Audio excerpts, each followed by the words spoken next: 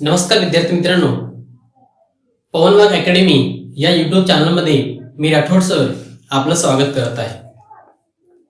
विद्यार्थी मित्रांनो, आज आपण कुमार भारती मराठी या पाठ्यपुस्तकातील जे अंतिम कविता आहे, शेवटची 19 क्रमांकाची, जिचे नाव आहे तू झालास मूक समाजाचा नायक. तू झालास मूक समाजाचा नायक ही कविता आपल्याला काय करायचं आहे, शिकायचं आहे. विद्यार्थी मित्रांनो, आपण आपल्या अभ्यासक्रमाच्या शेवटच्या टप्प्यामध्ये आलो. आपला अभ्यासक्रम जवळपास संपत आलेला आहे. यानंतर एक पाठ बाकी आहे. तो पाठ कोणता सांगता येईल? यानंतर एक सर्व विश्वाची व्हावे सुखी आणि एक स्थूल वाचन असे 2 पाठ आपल्यासाठी बाकी आहेत. ही शेवटची कविता आहे ज्याचं नाव आहे तू झालास मूक समाजाचा नायक. या कवितेला ज्याने लिहिलेलं आहे त्या कवीचं नाव आहे ज.वी. पवार. विद्यार्थी मित्रांनो, नेहमीप्रमाणे आपण सर्वप्रथम या कवीचं जो जीवनाचा अल्पसा जो परिचय आहे तो अल्पसा परिचय आपण काय करूया, सुरुवातीला अभ्यासूया आणि त्यानंतर आपल्या मूळ कवितेच्या एक एक ओळीचा भावार्थ आपण त्याचा आशय समजून घेऊया. कवी ज.वी. पवार, जयराम विठ्ठल पवार. ज.वी. पवार म्हणजे जयराम विठ्ठल पवार असे त्यांचे संपूर्ण नाव.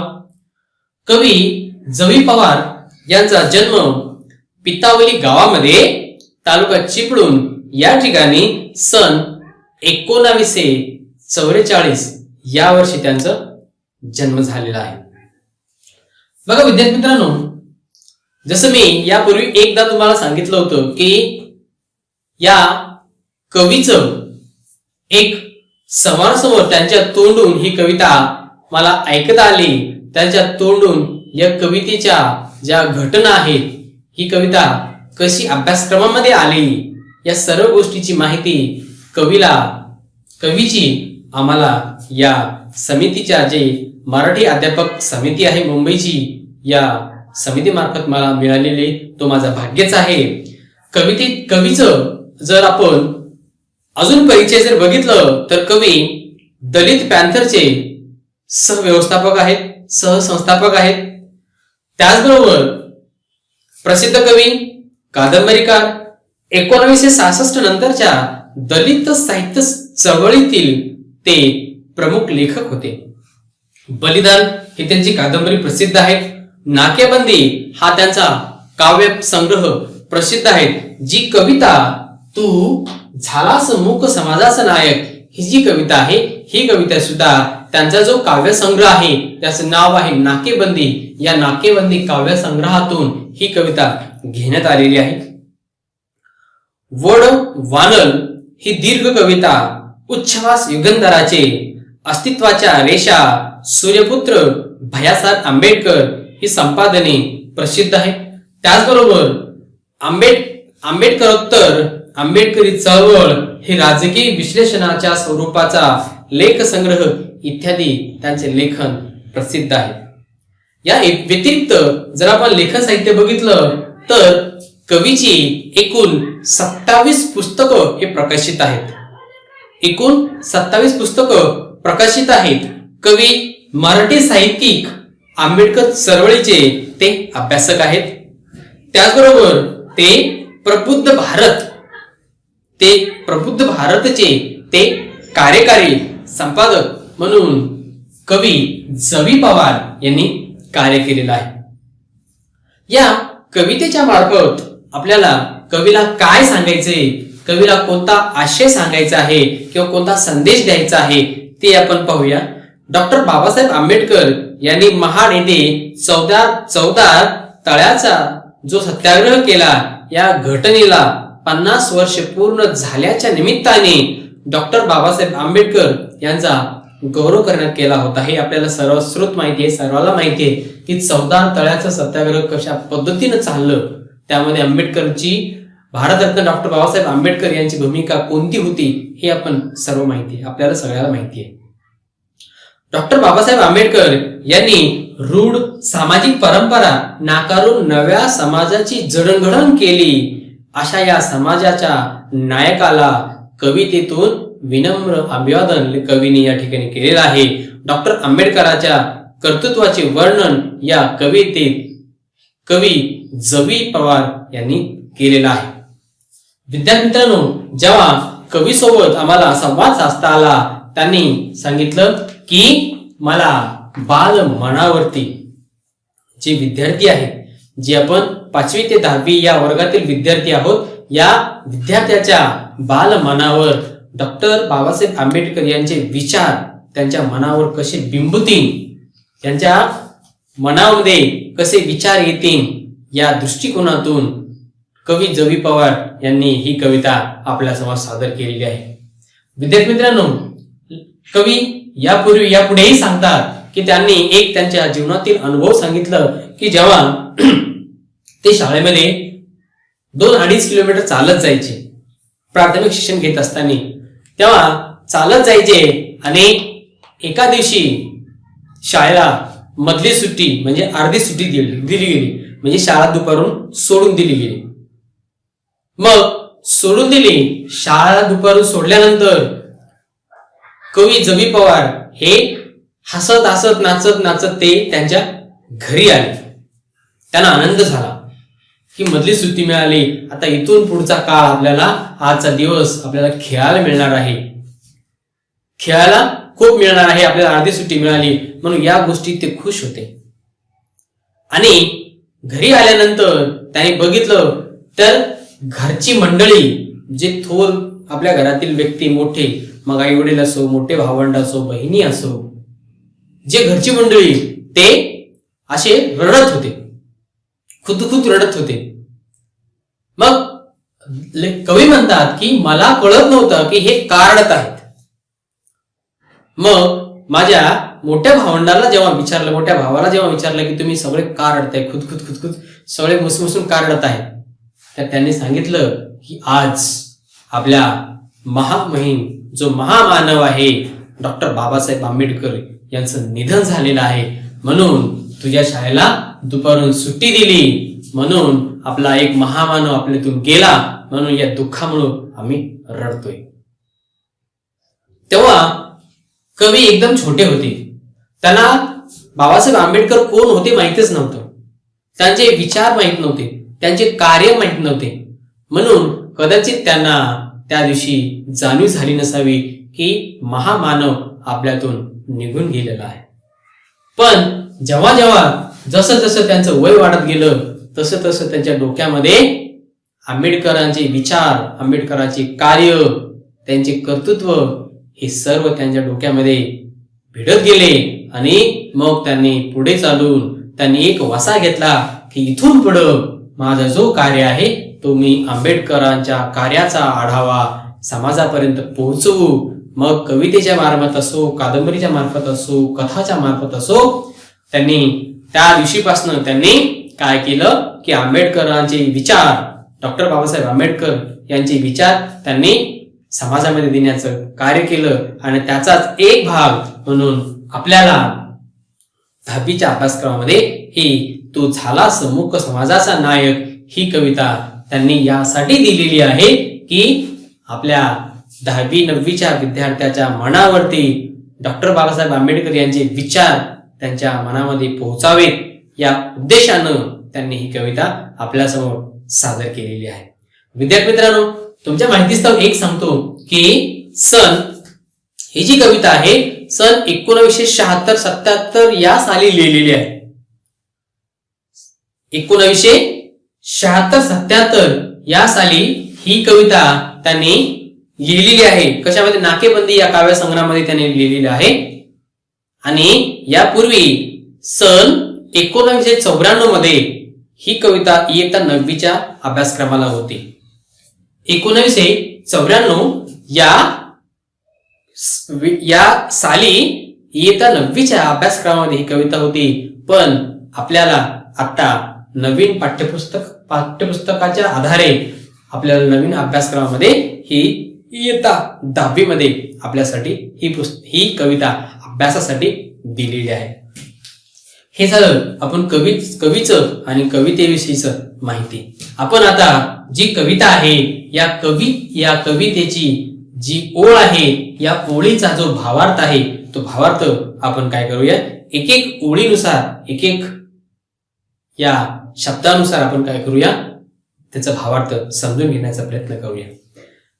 कवी समोर पहिल्या ओळीमध्ये म्हणतात, तू निघालास तेव्हा काळोखाचं राज्य होतं, तू निघालास तेव्हा काळोखांचं राज्य होतं, सूर्यफुलांनी पाठ फिरवली होती, माळ वाटेने जायचे नाकारलेस तेव्हा खास कळग्याने तुझे स्वागत केले. बघा कवी काय म्हणतो, तू निघालास तेव्हा काळोखाचं राज्य होतं, सूर्यफुलांनी पाठ फिरवली होती, माळ वाटेने जायचे नाकारलेस तेव्हा खास खळग्याने तुझे स्वागत केले. तू निघालास, तू म्हणजे कोण, या ठिकाणी कवी आपल्याला तू म्हणजे कोण, डॉक्टर बाबासाहेब आंबेडकर, भारतरत्न डॉक्टर बाबासाहेब आंबेडकर यांना लेखकाने कवीनी काय सांगितलेले, तू सांगितलेले. तू निघालास तेव्हा काळोखाचं राज्य होतं. जेव्हा डॉक्टर बाबासाहेब आंबेडकर निघाले म्हणजे जेव्हा त्यांनी बघितलं की समाजामध्ये अस्पृश्यता खूप मोठी आहे, तेव्हा त्यांनी कार्याला सुरुवात केली, तेव्हा काळोखाचं राज्य होतं. काळोखाचं राज्य म्हणजे अन्यायाचं राज्य होतं. अन्याय इकडं तिकडं पूर्ण समाजामध्ये पसरलेला होता. अस्पृश्य समाज हा अज्ञानाच्या खोल गर्तेत सापडला होता. जो अस्पृश्य समाज आहे, या समाजाकडं इतर समाजाची त्याच्याकडे बघण्याचा दृष्टिकोन, बघण्याचा व्यवहार हा पूर्ण बदलला होता.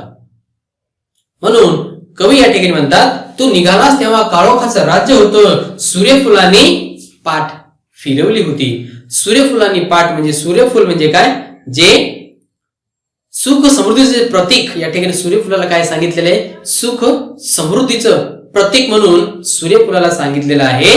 तेव्हा तू निघालास तेव्हा अन्यायाचं राज्य अख्ख्या समाजामध्ये पसरलं होतं. अन्याय इतका वाढला होता.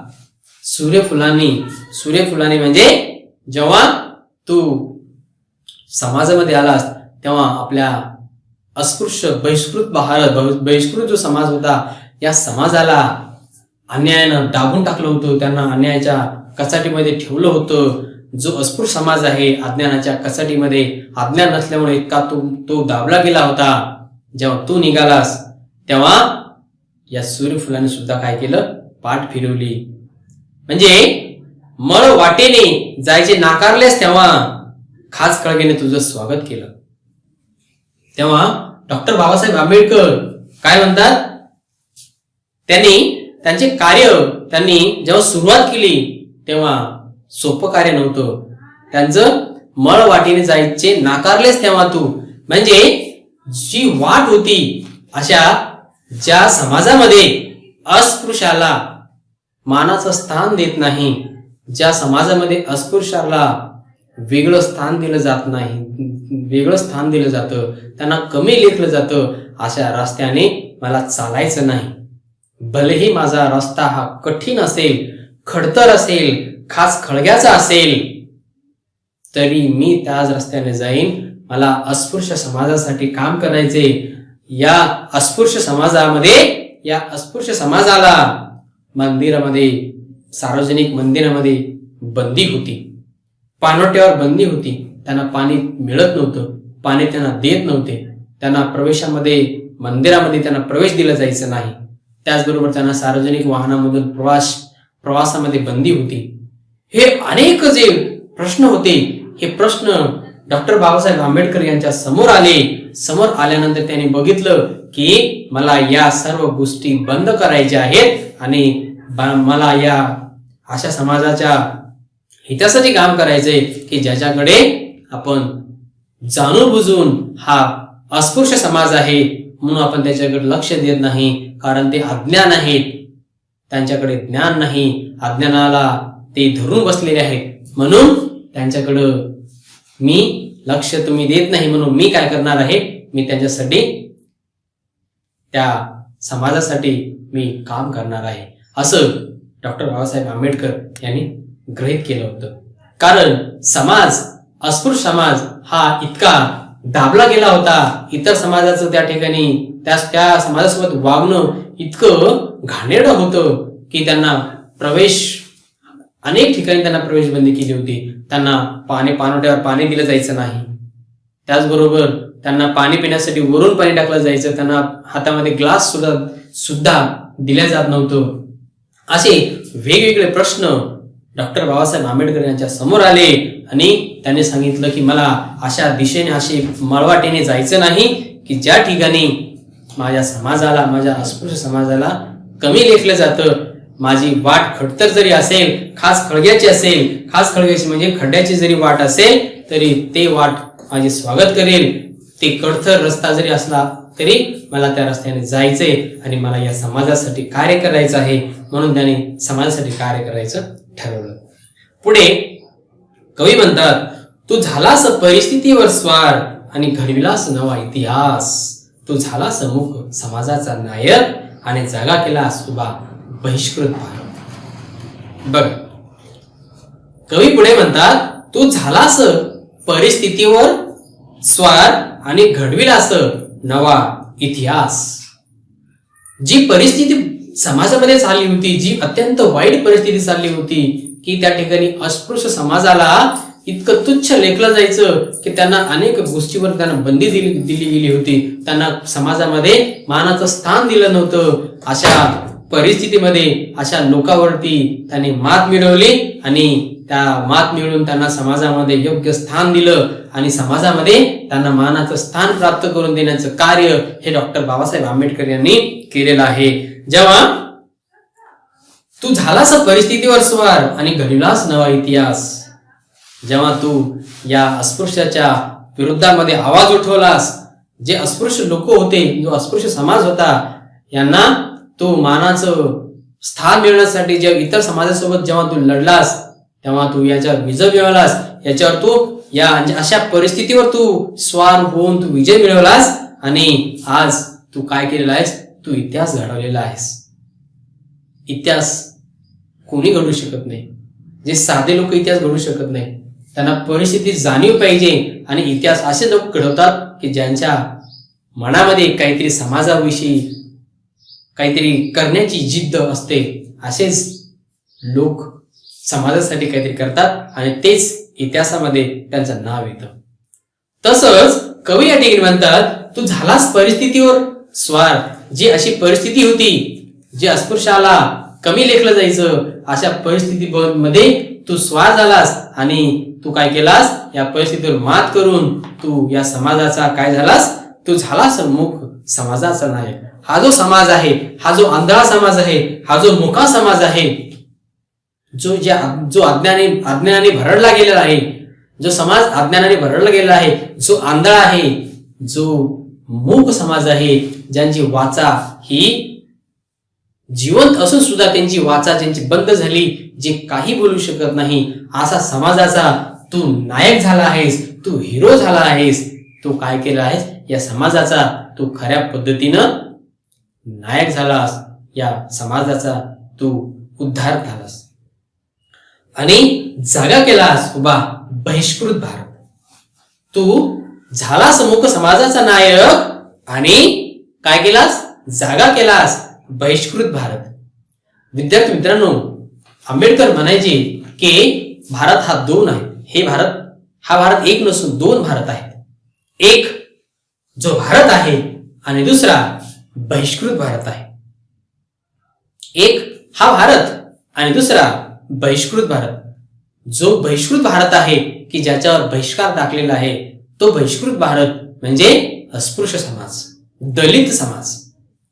असे दोन भारत आहे असं आंबेडकर म्हणायचे. आणि कवी म्हणतात की जो बहिष्कृत भारत आहे, जो अस्पृश्य भारत आहे, जो दलित भारत आहे, या दलित भारताला तू काय केलंस, जागा केलास त्यांना आपल्या कर्तव्याची जाणीव करून दिलीस आणि तू काय झालास, या मूक समाजाचा नायक झालास. जो समाज हा मुका आहे, जो आंधळा आहे, जो डोळ्यांनी पाहतो पण न बघितल्यासारखं करतं, जो तोंडाने बोलतो पण मुका असल्यासारखं वागतं, अशा समाजाला, अशा दलित समाजाला, असा अस्पृश्य समाजाला तू काय केलास, यांना जागा केलास आणि जागा करून त्यांचं कर्तव्य, त्यांचं मान सन्मान त्यांना मिळवून दिलंस.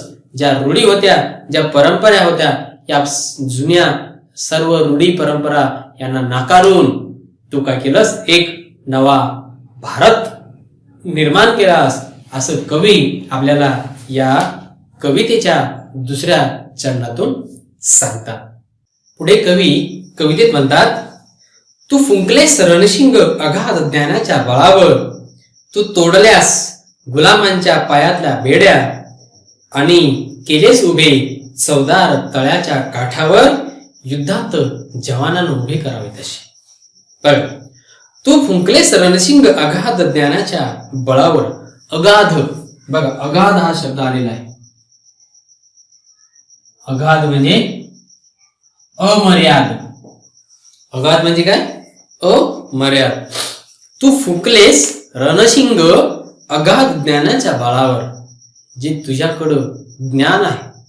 आता आपल्याला जर आंबेडकर यांच्याविषयी जर माहिती काढायची असेल तर आपण आंबेडकरची जन्म आत्मकथा जर वाचली तर त्यांच्याकडं किती ज्ञानाचा साठा होता हे सर्व आपण परिचित आहोत. त्यांच्याकडे किती पदव्या होत्या, जगातल्या अशी कोणती पदवी नाही की जे डॉक्टर बाबासाहेब आंबेडकर यांच्याकडे नव्हती. सगळ्या पदव्या त्यांनी प्राप्त करून घेतल्या होत्या. म्हणून तू फुंकलेस रणशिंग अगाध ज्ञानाच्या बळावर, तू तोडल्यास गुलामांच्या पायातल्या बेड्या. कवी म्हणतो की तू रणशिंग फुंकलेस. जे रणशिंग म्हणजे युद्धाच्या अगोदर जे तुतारी जे वाजवतात, जे रणशिंग म्हणजे युद्धाच्या अगोदर, युद्ध सुरू होण्याच्या अगोदर जी तुतारी फुकली जाते, तुतारी वाजवली जाते, त्याला रणशिंग म्हणतात. तू फुंकलेस रणशिंग अगाध ज्ञानाच्या बळावर. तुझ्याकडे जो ज्ञान आहे त्या ज्ञानाच्या बळावर तू जे रणशिंग फुंकलेस, जे समाजाच्या अनिष्ट रूढी परंपरा जे बंद केल्यास, तू तोडल्यास गुलामाच्या पायातल्या बेड्या. जो अस्पृश्य समाज होता, जो दलित समाज होता, जे हीन दीन त्यानंतर लाचार बांधवांना तू दंड त्याचा, जे लाचार बांधव होते, जे हीन बांधव होते, जे दीन गरीब बांधव होते, जे अस्पृश्य बांधव होते, या बांधवांना तू दंड थोपटून त्यांना उभा केलास. त्यांच्या विरुद्ध तू जे इतर समाज होतो त्या इतर समाजाविरुद्ध या बांधवांना तू काय केलंस, उभा केलास. ज्या दंड थोपून त्यांना उभं केलंस आणि केलेस उभे चवदार तळ्याच्या काठावर, युद्धात जवानांना उभे करावं तसे. बघा काय म्हणतात कवी, तू तोडल्यास गुलामाच्या पायातल्या बेड्या. जे गुलाम होते, जे अस्पृश्य समाजामध्ये जी गुलामी होती, जी लाचारी होती, ते तू तुझ्या ज्ञानाच्या मार्फत, तुझ्याकडे जो ज्ञान आहे या ज्ञानाच्या आधारावर तू काय केलंस, या गुलामांच्या बेड्या तू तोडल्यास. आणि एकेकाळी भारतामध्ये, मित्रांनो, एकेकाळी भारतामध्ये समता होती, बंधुता होती, समता बंधुत्व होतं आणि हे सगळं होतं. पण त्याच्या बाजूला अस्पृश्य समाजावर सुद्धा अत्याचार केले जायचे, दलित समाजावर सुद्धा अत्याचार केले जायचं, त्यांना कमी लेखलं जायचं, त्यांना कोणती गोष्ट अशी सहजासहजी मिळत नव्हती. म्हणून ते त्यांचा अभ्यास, त्यांचा विकास हे होत नव्हता. पण कवी म्हणतात की तू तुझ्या ज्ञानाच्या अमर्याद ज्ञानाच्या परावर्ती, या ज्ञानाच्या बळावर तू अस्पृश्याच्या पायातल्या बेड्या तोडल्यास आणि त्यांचं दंड थोपटून त्यांना प्रतिकार करण्यासाठी तू उभं केलंस आणि अन्यायावर लढा देण्यासाठी तू उभं केलंस.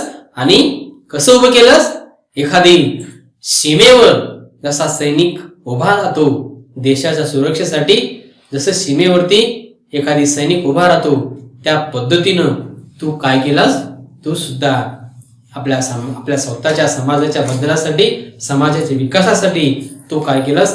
तू उभा राहिलास आणि आपल्या विकासाच्या जोरासाठी, आपल्या विकासासाठी तू उभं दंड थोपटून या 14 तळ्याचं पाणी मिळावं म्हणून तू काय केलंस? आंदोलन केलंस आणि त्या ठिकाणी तू उभा राहिलास. विद्यार्थी मित्रांनो, आपल्याला माहिती आहे की 14 जे महाड येथे 14 पाणी जे तळं आहे ते तळ्याचं जो आंदोलन चाललं, या आंदोलनामध्ये डॉक्टर बाबासाहेब आंबेडकर जेव्हा त्या पाण्याला त्यांनी स्पर्श केलं, पाण्याला स्पर्श केल्यानंतर त्या ठिकाणी जो लढा उभा झाला, तो लढा काही छोटा लढा नव्हता. जेव्हा त्या पाण्याने स्पर्श केला तेव्हा खूप मोठा लढा उभा राहिला आणि तिथूनच काय झालं? तिथून 14 तळ्याच्या सत्याग्रहाची सुरुवात झालेली आहे. तुझे शब्द असे की महाकाव्य तुझ्या पायातून गळून पडावीत. तुझे शब्द असे आहेत, तुझ्या शब्दाला इतका मोठं वजन आहे, तुझ्या शब्दाला इतकं मोठं मान आहे की त्या शब्दाच्या आधारे तू समाजामध्ये बदल घडू शकतो, समाज हा उभा करू शकतो.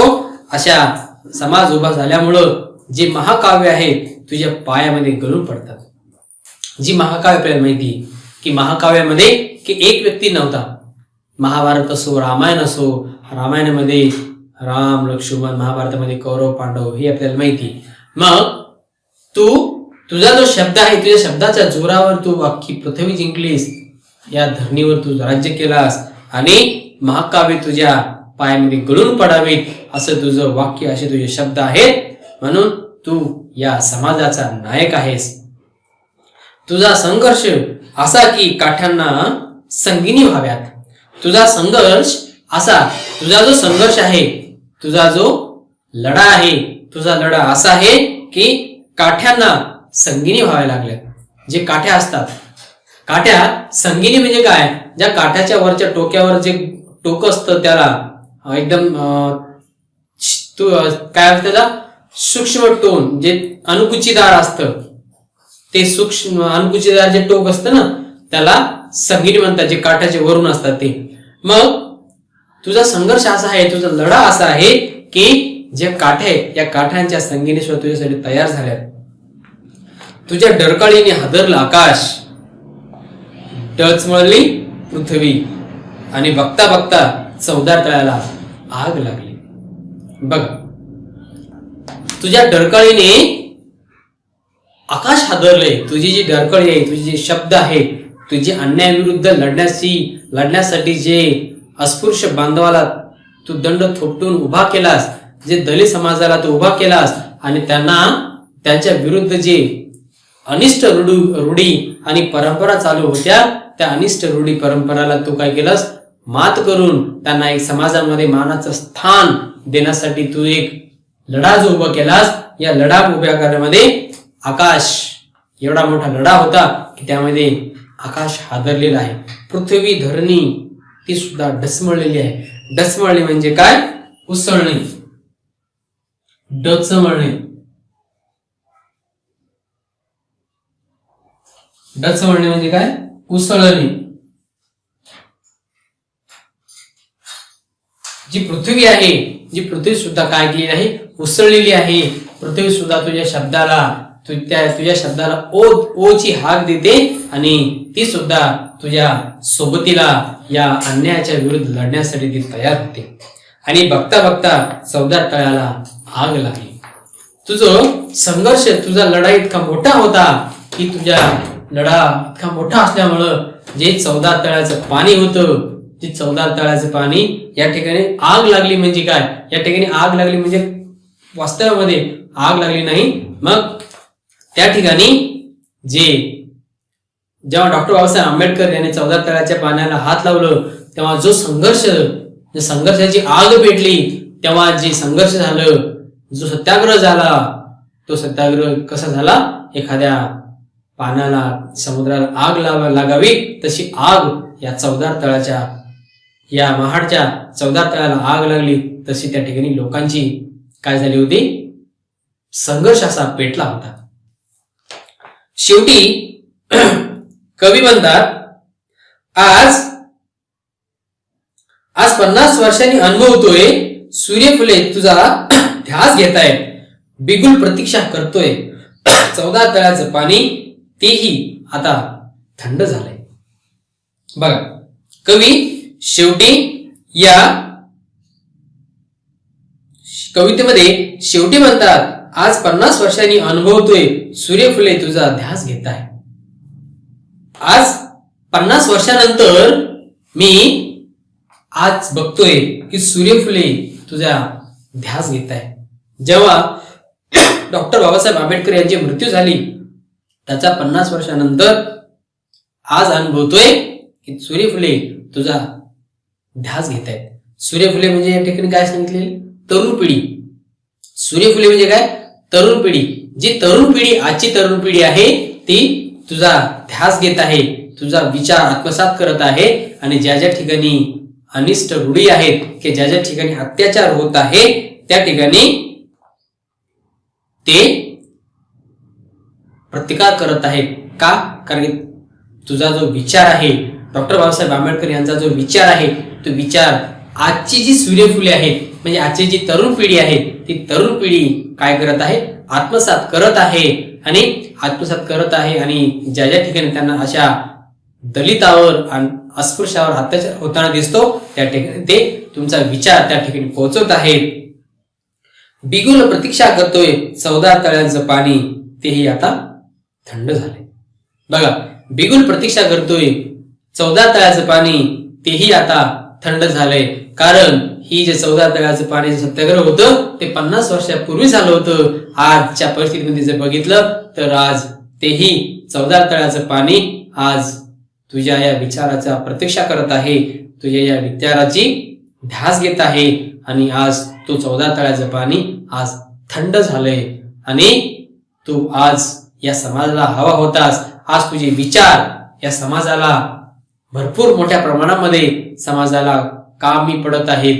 जे तू संविधान लिहिलंयस, जे भारताचं संविधान जे तू लिहिलंस, या संविधानाच्या मार्फत आज आपला भारत देश चालतो आहे. कारण डॉक्टर बाबासाहेब आंबेडकर यांनी सर्व समाजाचा विचार करून, दलिताचा विचार करून, अस्पृश्य लोकांचा विचार करून त्या ठिकाणी हे 14 तळ्याचे सत्याग्रह, त्यानंतर बहिष्कृत भारत, असे वेगवेगळे पुस्तकं.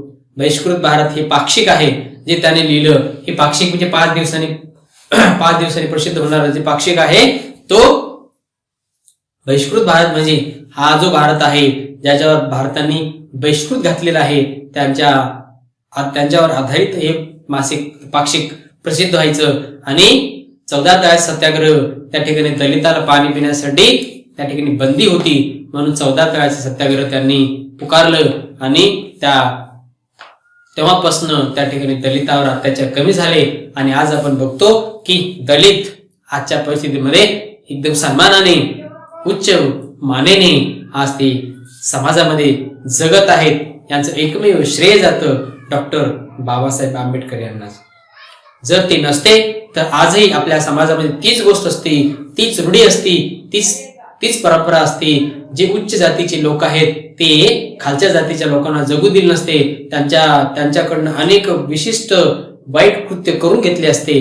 पण डॉक्टर बाबासाहेब आंबेडकर यांनी घटना लिहिली, घटनेमध्ये त्यांनी स्पष्ट लिहिलं आणि संविधानामध्ये त्यांनी स्पष्ट केलं. त्याचबरोबर त्यांनी अनिष्ट रूढीविषयी त्यांनी आंदोलन पुकारले, आणि अशा 14 तळ्याच्या सत्याग्रहासारखं त्यांनी सत्याग्रह केले, आणि त्यांनी समाजामध्ये योग्य मानाचं स्थान मिळवून दिलं. हे फक्त हे एकच जे व्यक्ती आहे ज्याच्यामुळे हे सर्व शक्य झालं, ते डॉक्टर बाबासाहेब आंबेडकर.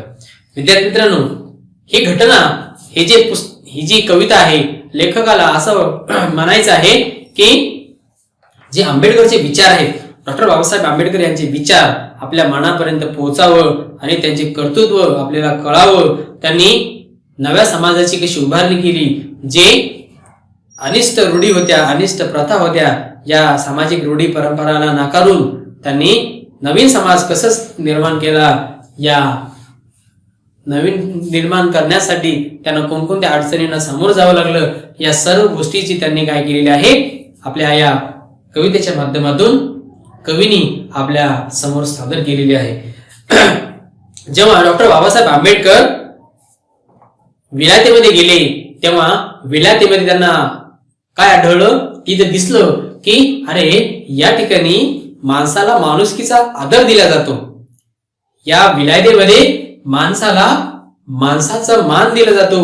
पण आपण जर भारतामध्ये बघितलं तर त्या ठिकाणी समाजामध्ये जे अस्पृश्य आहे, जे दलित आहे, जे गरीब आहे, त्यांना मानाचं स्थान किंवा माणसाचं स्थान त्या ठिकाणी दिलं जात नाही. त्यांच्या विरुद्ध त्यांना अन्यायावर त्यांना काय केलं जातं, त्यांना कमी लेखलं जातं. ही गोष्ट ते विलायतेला जेव्हा गेले तेव्हा ही गोष्ट त्यांना दिसली. म्हणून त्यांनी भारतामध्ये आल्यानंतर या जशी विलायतेमध्ये जी परंपरा आहे त्या ठिकाणी जसं मानाचं स्थान माणसाला दिलं जातं तसंच भारतामध्ये मिळावं या उद्देशानं त्यांनी काय केलेलं, या अस्पृश्य समाजासाठी त्यांनी कार्य केलं, दलित समाजासाठी त्यांनी कार्य करायचं ठरवलं. आणि त्याचा एक आपण आराखडा जर बघितलं तर आज दलित समाज, गरीब समाज एक समाजामध्ये ताठ मानाने आज काय करत आहे, जगत आहे. हे फक्त डॉक्टर बाबासाहेब आंबेडकर यांच्यामुळेच ते होऊ शकलं आहे. तर विद्यार्थी मित्रांनो, या ठिकाणी आपली जी शेवटची कविता होती ती शेवटची कविता या ठिकाणी संपली. मला आशा आहे की तुम्हाला ही कविता आवडली असेल. जर आवडली असेल तर विद्यार्थी मित्रांनो या व्हिडिओला लाईक करायला विसरू नका आणि आपल्या मित्रांमध्ये शेअर करायला विसरू नका. आणि जर तुम्ही आमच्या युट्यूब चॅनल जर नवीन असाल तर युट्यूब चॅनलला सबस्क्राईब करायला विसरू नका. आणि जर सबस्क्राईब केला असाल तर आपले खूप खूप धन्यवाद. अजून मित्रांनो, जर तुम्ही पवनवाघ अकॅडमी नावाचं ऍप्लिकेशन डाउनलोड केलं नसाल तर डाउनलोड करून घ्या. त्याचबरोबर PW लाईव्ह चॅनल हा पण युट्यूब चॅनल आहे, ते पण आपलंच आहे. या युट्यूब चॅनल सुद्धा सबस्क्राईब करायला विसरू नका. पाहत रहा पवनवाघ अकॅडमी युट्यूब चॅनल. धन्यवाद.